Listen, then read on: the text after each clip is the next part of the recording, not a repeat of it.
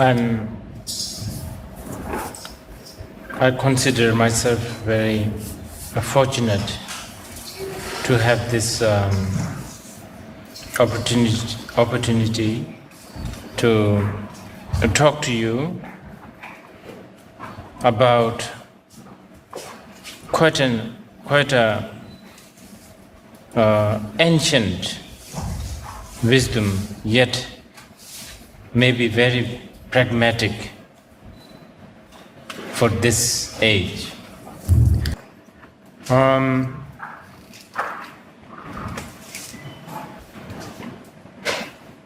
As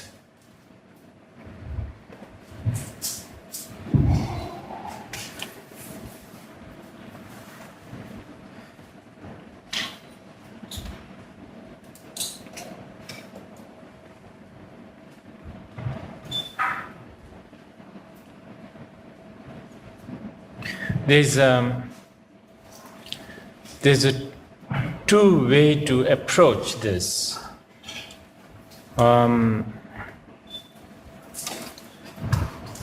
Buddhism as a cultural aspect of the East, and Buddhism as a pure mind science or a philosophy. For some of you, those who are maybe interested in studying Eastern culture, Eastern thoughts, culturally, Buddhism could be interesting. If you are talking purely from the cultural point of view, Buddhist culture is a very weak one.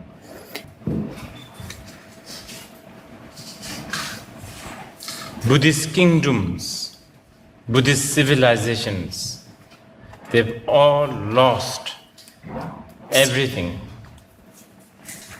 Buddhists don't even have a proper marriage ceremony. Neither Buddhists have a proper funeral service. Ancient Buddhist converts, very powerful ones like Ashoka, they cease to exist. Their dynasty basically evaporated after becoming Buddhist. But if you are talking from a spiritual point of view, you will realize that this weakness of Buddhism is the strength of Buddhism. I believe that what we are going to discuss these 2 nights is more the philosophical one. As I said, not only culturally it is a very weak culture, actually culturally,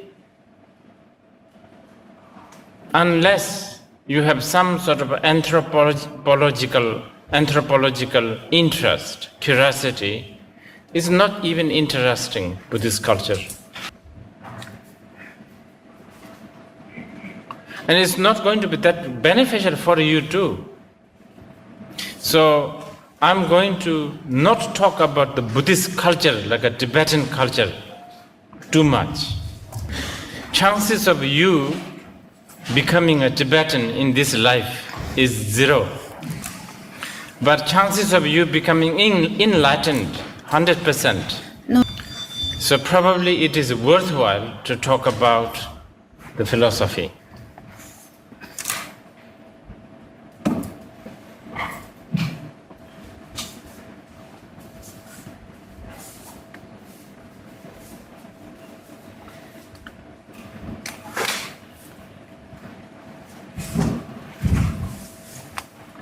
Buddha Shakyamuni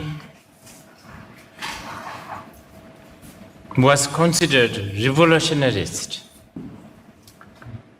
and actually a very big one during that age, during that time.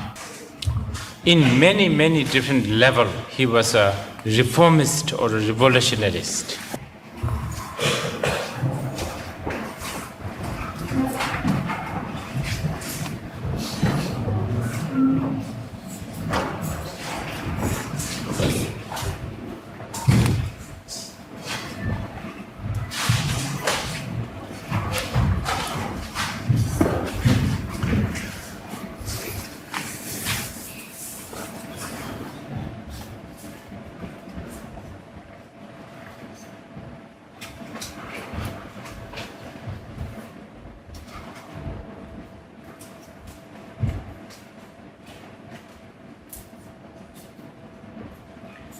And as we can discuss, you will realize that many of his thoughts and his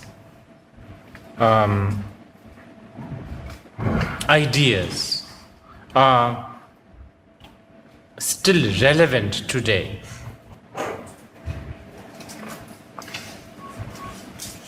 He wasn't really particularly interested in creating some sort of a school or a religion. In fact, not only him, his immediate followers were also not that keen. For instance, the statue that is right in front of me, the Buddha statue, the whole concept of the Buddha statue came much later. Some people say only after the connection between India and the Alexander the Great, the Buddhist initiated statue of the Buddha. So what is it that is so unique about Buddhism?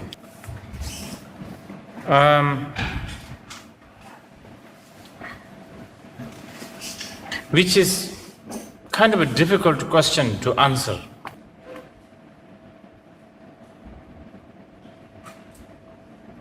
It is difficult because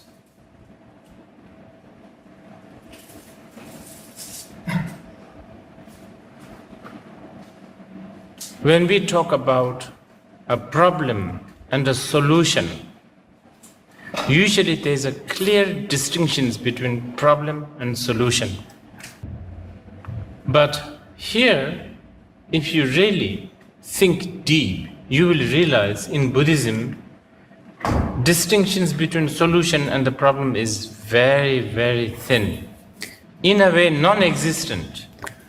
All solutions ends up becoming a problem. This is why to be a Buddhist is never that important.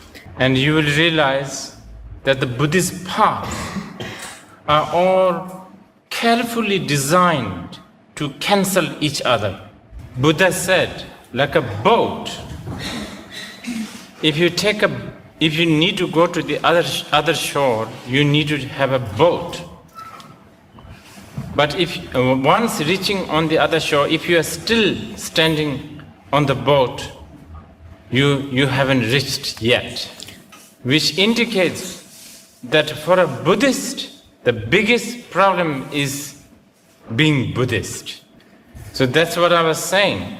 A solution, so-called solution, Buddhism, is a problem. And it is a very big problem because it somehow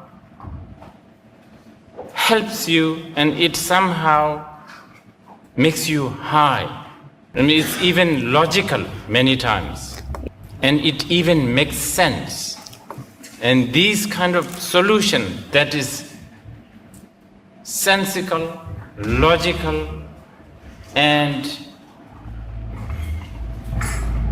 realistic, they can be very, very big problem. So if you really want to have a glimpse of what Buddhism is, you have to really get used to thinking beyond boxes. Right now, for you, 4 plus 4 is 8. And that is the kind of the box that you live in. You dare not even think, maybe 4 plus 4 is 9. You cannot think that. Because you could get socially outcasted. Being us, we love to be accepted.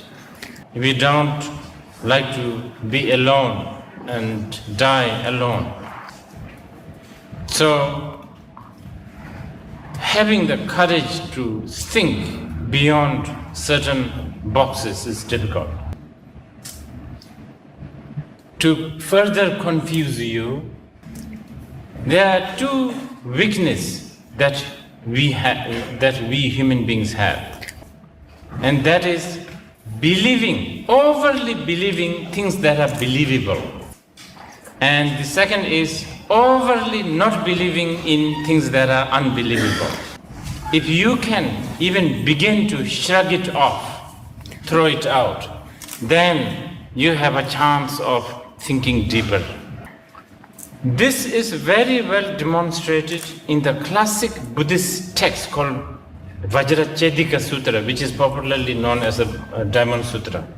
When you read the sutra, in the beginning part, there is a meticulous description about how Buddha washed his begging bowl, how he folded his robe, how he then sat on top of something, and then he sort of sat very straight, all that descriptions. Then there's about 30 pages of teachings on some of the highest, most profound aspects of the Buddhist philosophy.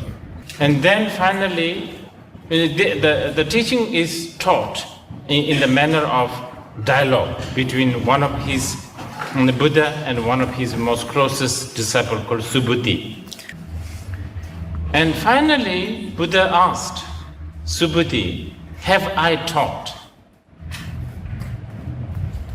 Did I teach? That's what he said. And Subhuti gave a very good answer. He said, "No, you never taught." And Buddha said, "That's it, excellent, I have never taught." And as you read this, towards the last page, Buddha said, "Those who see Buddha as a form, those who hear the Buddha as a sound, those who basically refer Buddha as something, they have a wrong view."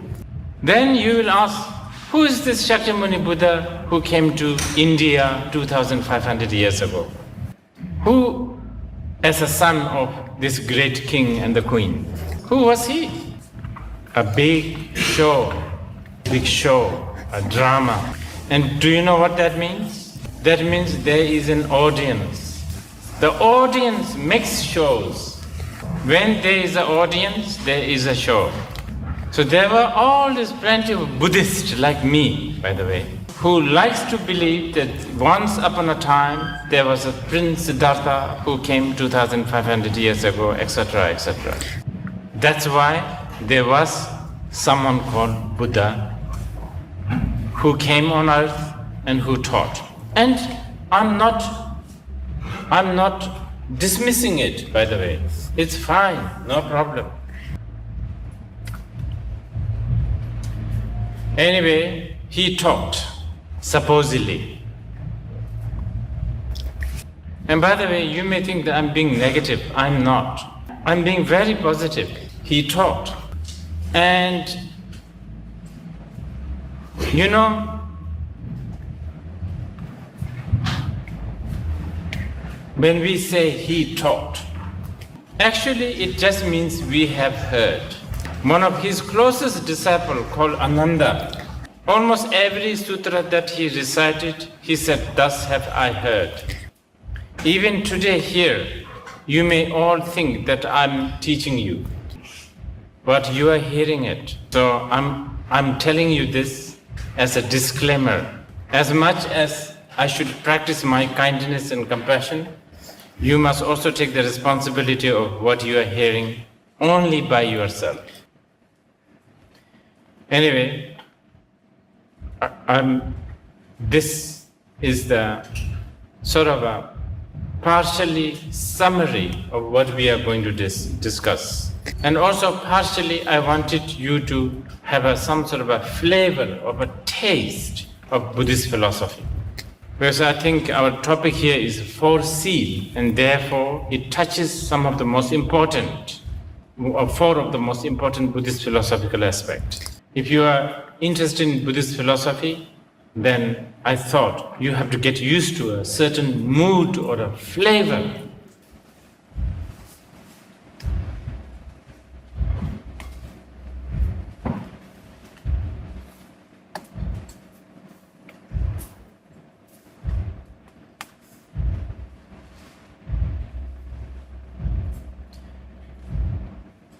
Okay, what is Buddhist?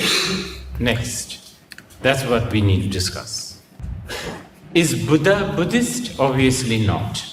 Is becoming Buddhist the most important thing? Obviously not. One of the great Tibetan master, Longchenpa, said, if you point to a moon with a finger, it's important to look at the moon but not the finger. Likewise, being the Buddhist is not the utmost important.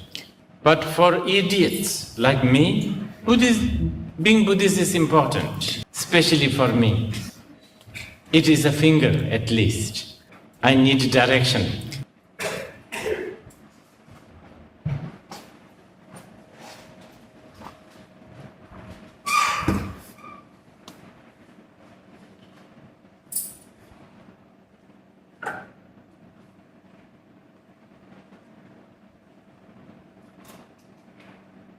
In Buddhism, okay, and I'm sure many of you may be already a seasoned Buddhist, so this is mainly for those who are kind of new to Buddhism.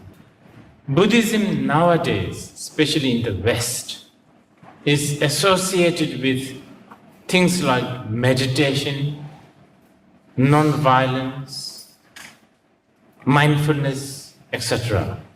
And if you look into these words like non-violence, mindfulness and meditation, they're quite important.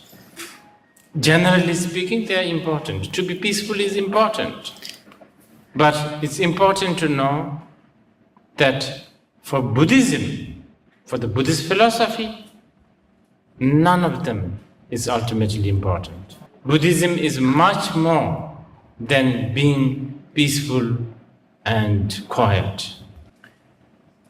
Even mindfulness, now mindfulness is a little more complicated, but even the mindfulness as we know now in the West, maybe not the most important.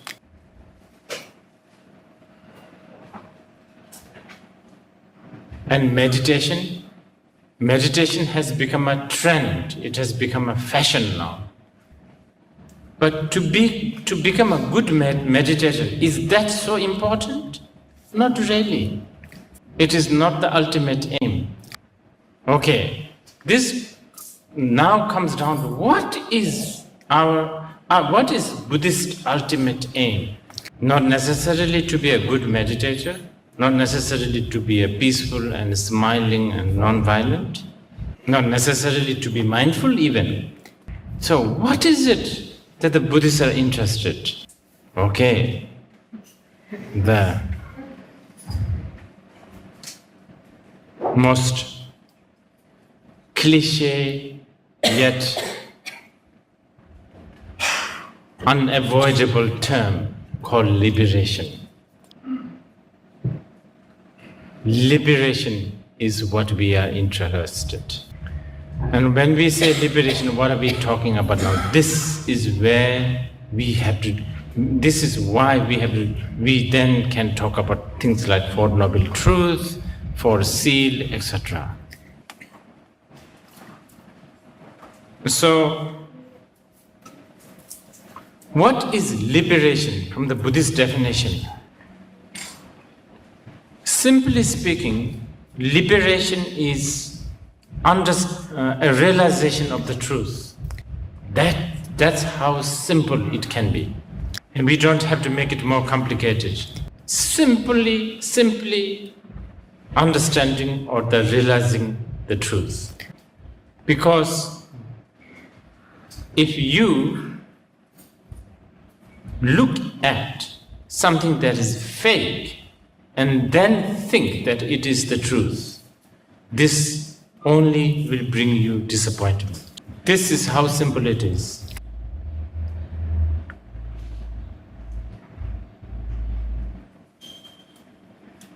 Of course, now we have to define what is the truth. Obviously, what I think of truth may not necessarily agree by you as the truth. And this is where the Buddhists talk relentlessly and endlessly about the truth. So for instance, I think Buddhism has been stigmatized as a path that talks about suffering a lot. Buddhism is almost categorized as a pessimistic religion, almost. And to the certain extent, at glance, it may be even true. Because, earlier I was saying, the Buddhists don't have a marriage ceremony. Let's imagine a Buddhist marriage ceremony. How couples are all in front of you, in front of the priest, all dressed and everything. Now, the Buddhist priest has to say, well, everything is impermanent, You might get divorced this very evening, or tomorrow one of you might die. And you might hate each other, even though you may be loving each other now. So see, it won't work. So instead, we have to tell couple, you will live happily forever.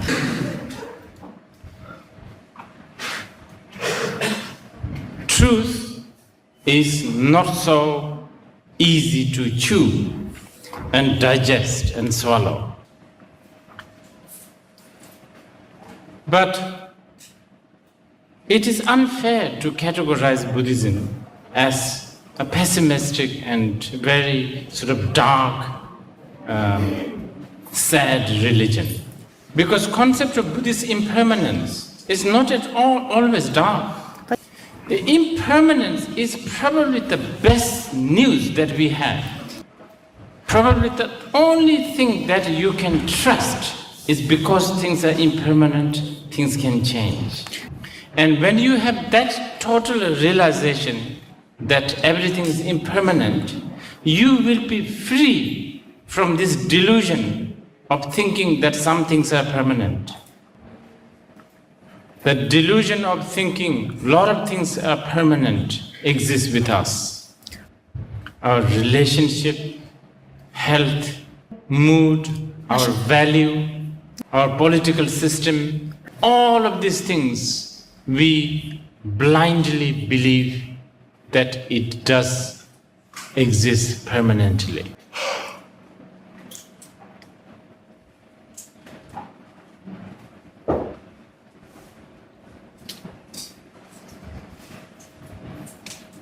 Having that realization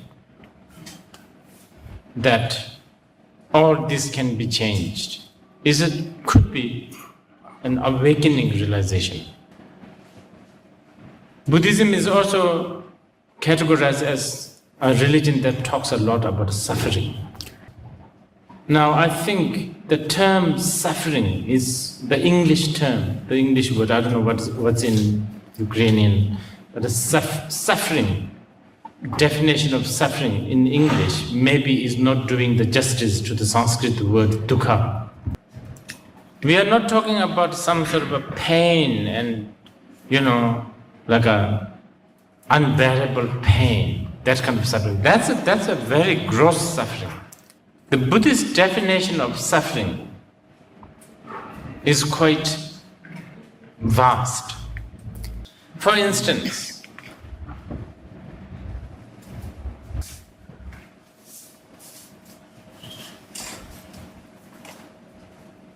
all of us, we are not independent.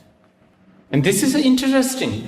I want to express this a little bit more because this is one of the emerging or enlarging suffering of the 21st century.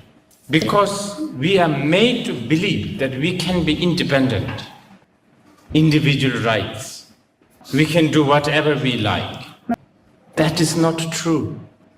We are so dependent on everything. Every move that we make, every step that we take is dependent on something. We are basically conditioned. And if you look at that, the dependency nature is one aspect of what we call dukkha, the suffering, as it is translated as a suffering. The other aspect of suffering is uncertainty. Because we are dependent on things, everything. Nothing that we have is certain. You know, for instance, when the Buddhist masters, when they train our mind, they tell us to think about death.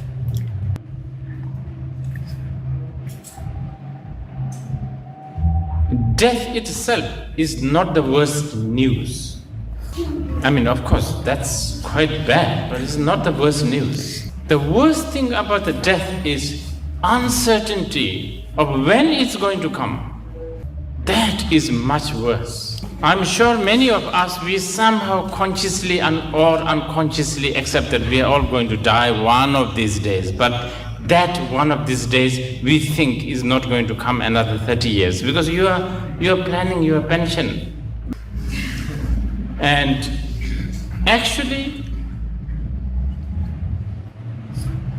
even if you are 6 years old, you should be writing your will because death is uncertain. Okay, not only the death, the mood.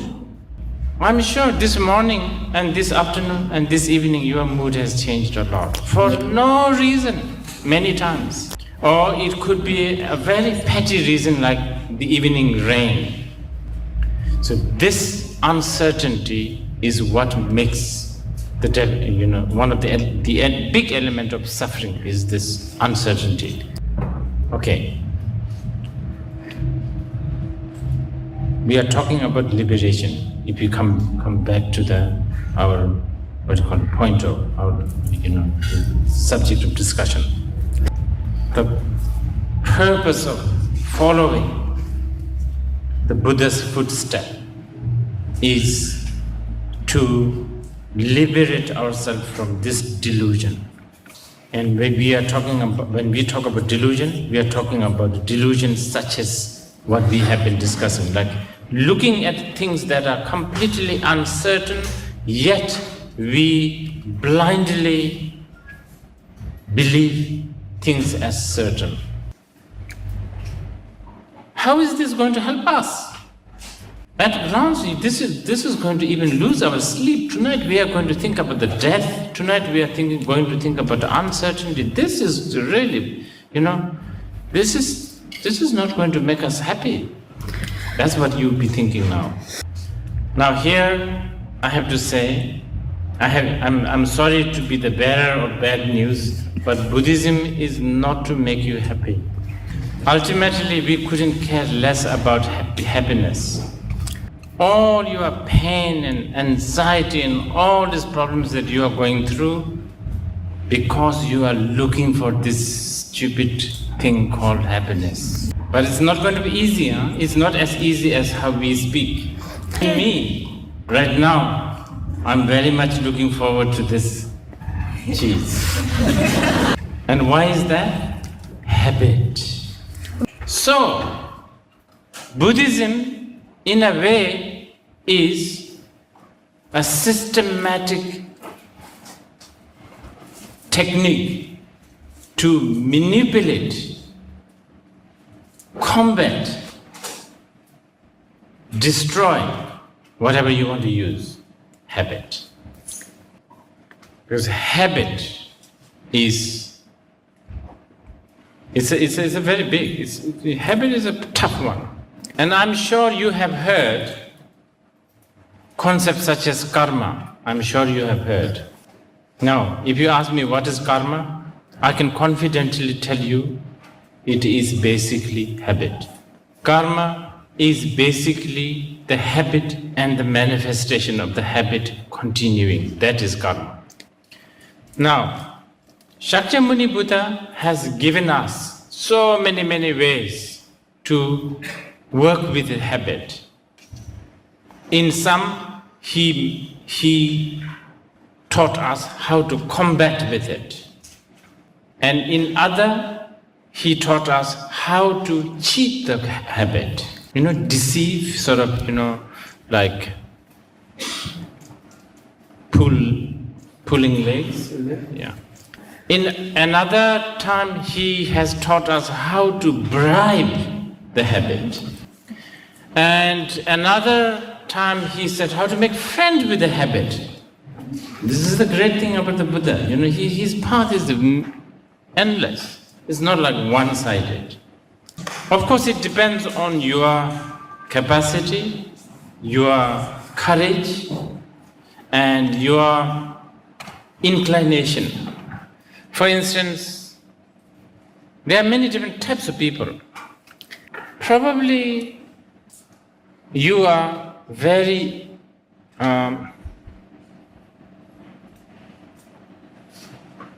you feel you are worthless. Probably you think you don't deserve to make friends with habit. Probably you are the 500th reincarnation of someone who has done lots of self-flagellation. Beating yourself. Then you need a different technique to work with it. Again, also, it depends on your courage. And not only courage, also it depends on your schedule. How urgently you want to solve this problem. Now, of course, at glance, immediately you say, we want to solve this problem right now, right, immediately. That's what you say, but many times that is not what you mean. Because many times we are addicted to flagellation. Flagellation? Like flagellation. Many times we have a bit of a masochism in our being, in our system. So this is where you have to use different technique. I'm sorry, I'm going everywhere, I'm jumping everywhere. I know I'm supposed to teach, what was it, 4 C's, but I'm kind of doing it, but I'm going everywhere. But of all these methods, there's one fundamental method that is almost, it cannot go wrong. And Buddha taught that. And that, in a nutshell, is getting bored. You sit straight for hours and hours and hours and do nothing. You really restrain from touching the remote controller or read a newspaper or call a friend. And then you do so-called meditation, which is actually a practice of boredom. And boredom is so important, so important. When you get so bored, that boredom is the dawn of the wisdom. I'm telling you. I can sign it for you, this one. As a Buddhist, I would pray that may you always be bored, and may you always fail in getting something to entertain and inject something to sort of sort this boredom. Okay, coming back to the truth again.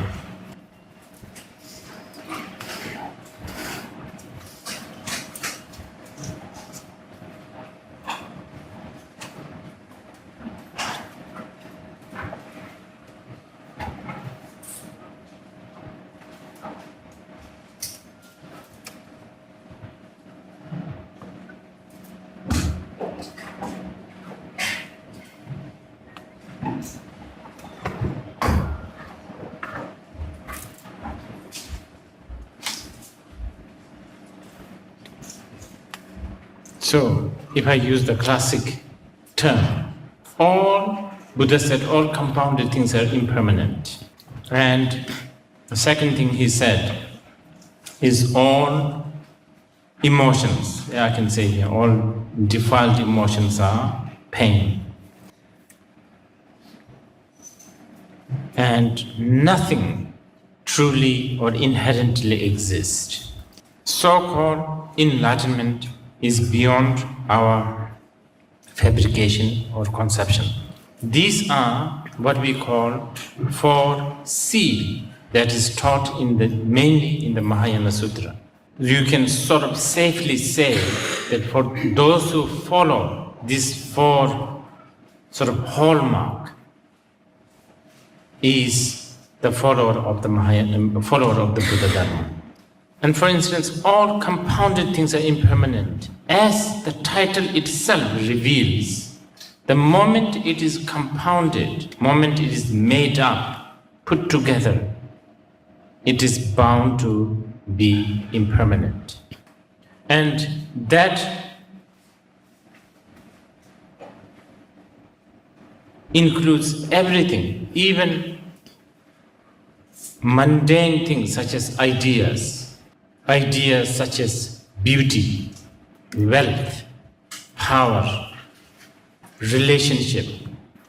For instance, idea of beauty is a compounded phenomenon because you are referring to cause and conditions of what makes or what is the idea of beauty, the idea of beauty.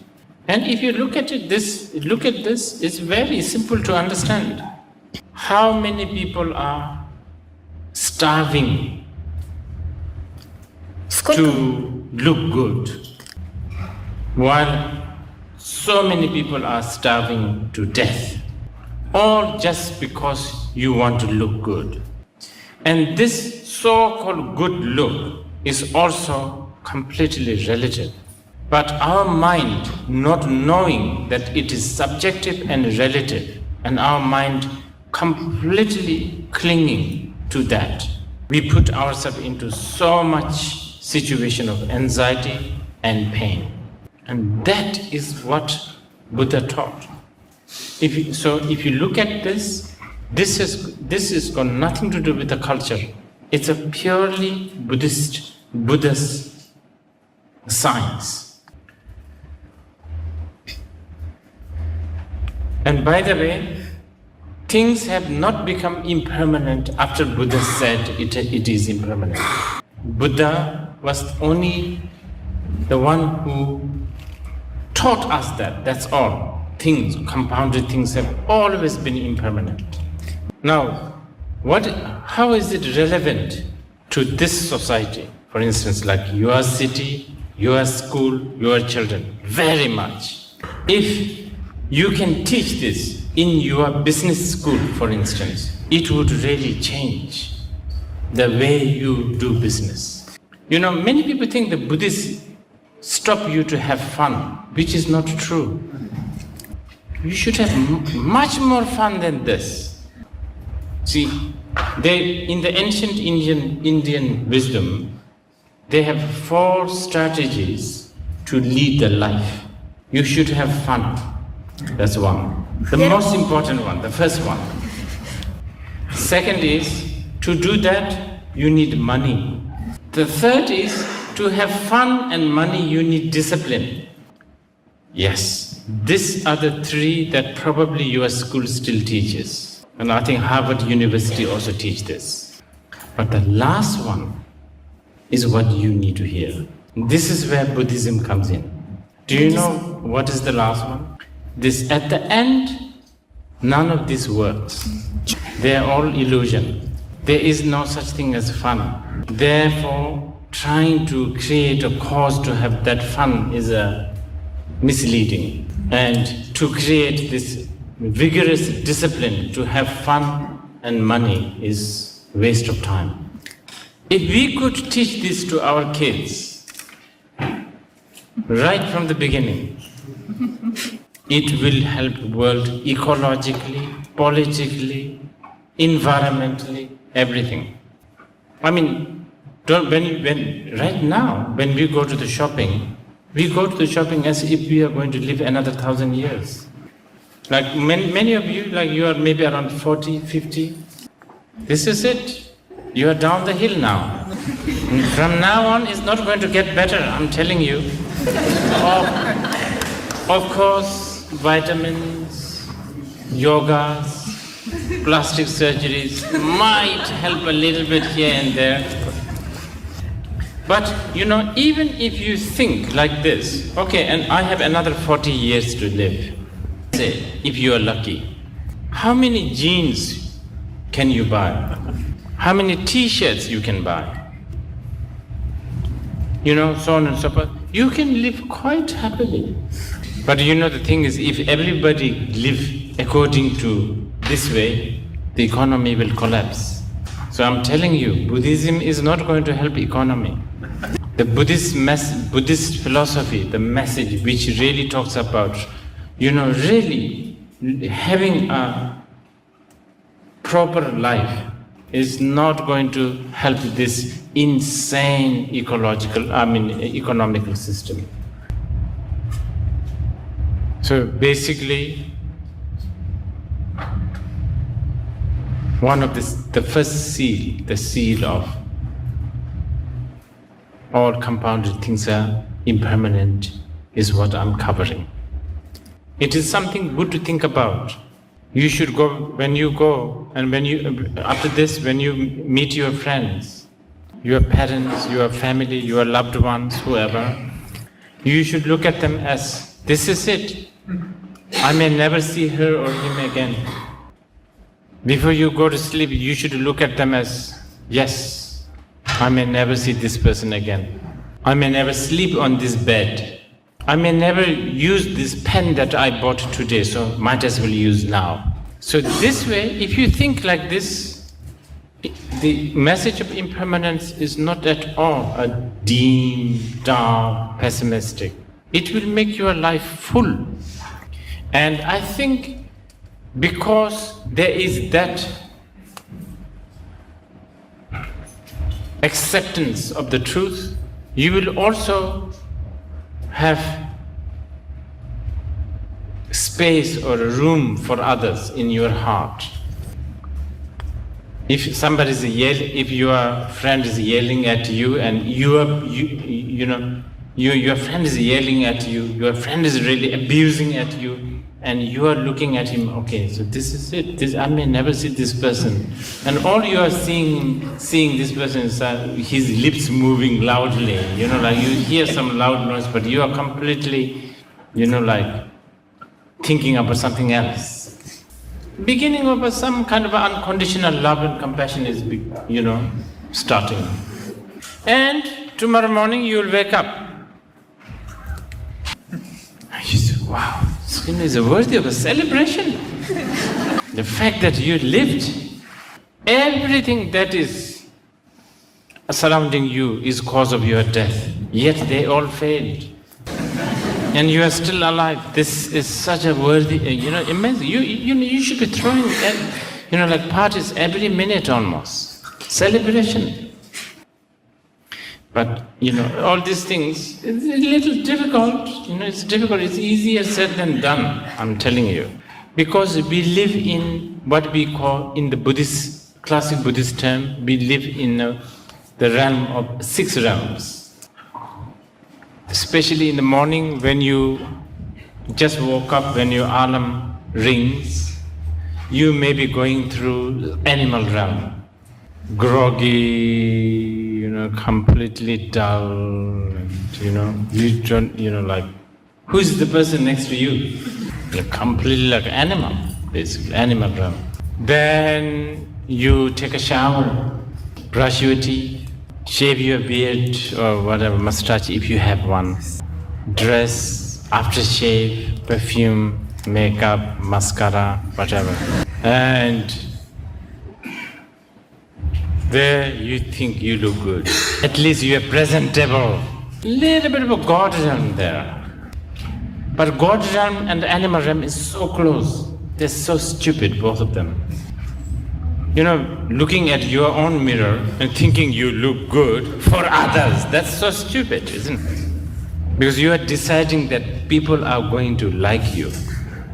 And only you can decide this. How do you know? All your office colleagues, they are really disgusted with your choice of perfume. They can't tell you because, they're trying to be decent. They have their own insecurity, they're trying to be decent, they're trying to be polite, all this burden of being good. And then you have a jealousy with your colleague. That is a bit of asura realm. And then I don't know, then from the desiring with the human realm, the hungry ghost realm, and then probably you will end up, fighting with somebody, the hell realm, so we live in a 6 realms. It's difficult. As Lama Tsongkhapa said, we are being carried away by four currents. We are caught by the current, four currents: birth, old age, sickness, and death. We don't have much choice because we are dependent, remember? So anyway, understanding the truth is a door to create choice. Anyway, this, the first seal, kind of, is fairly easy to relate to, I think. Even though it's difficult to practice, but it should be easy to relate to. Should we break or should we ask questions? As you prefer. Do they have questions?